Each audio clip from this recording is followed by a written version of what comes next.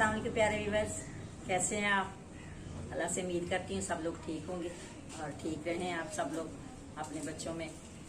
तो प्यारे व्यूअर्स, आज मैं छोटी सी टिप लेके आई हूँ जो बहुत ही फायदेमंद, आपके स्टमक को भी रिलीफ करेगी और अगर पेन है बेली में तो वो भी जल्दी आपकी पेन जो है खत्म हो जाएगी। ये सीड्स हैं जिसको पाकिस्तान में तो सोए कहते हैं, इंग्लिश में इनको डेल सीड्स कहते हैं। सीड्स ये सोए हैं।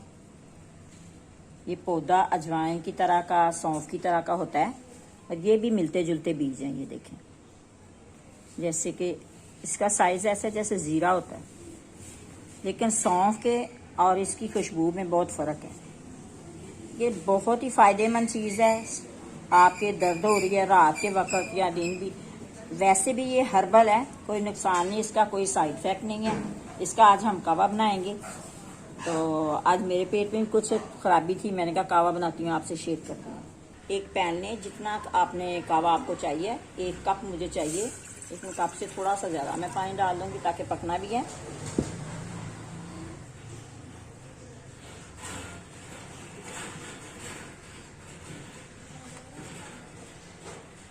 एक कप ने इतने सीड्स डालने हैं आपने, टीस्पून से भी कम। ये देखिए,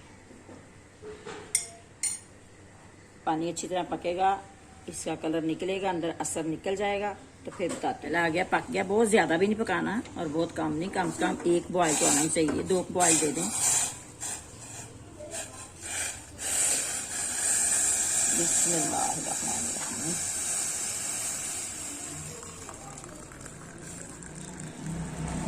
ना बाजा क्या नहीं है, अच्छा है, हम पी सकते हैं इसको इजीली बगैर चीनी के, बगैर शहद के। अगर आप शहद डालना चाहें तो 1 चम्मच डाल सकते हैं, तो या चीनी भी डाल सकते हैं। तो ये आप पिए।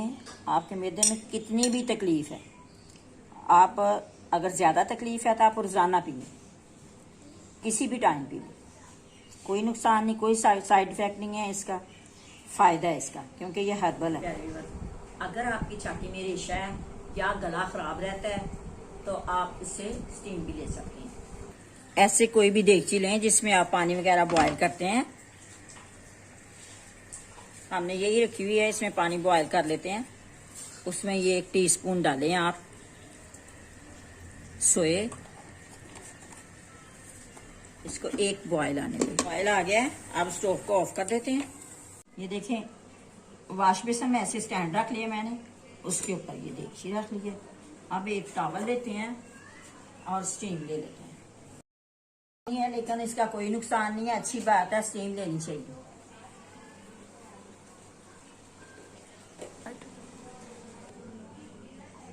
मुंह नाक से लेनी है स्टीम और मुंह से हवा बाहर निकालनी है।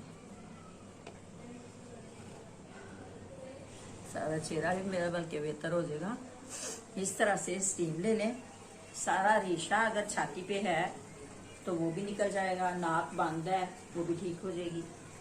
बहुत ही मुफीद है। और कोरोना जैसी बीमारी जो आपके पास, प्यारे व्यूअर्स, अगर वीडियो पसंद आए तो लाइक करें, फ्रेंड्स को शेयर करें, चैनल को सब्सक्राइब करें। ओके बाय, फिर मिलेंगे अच्छी सी वीडियो के साथ। अल्लाह हाफिज।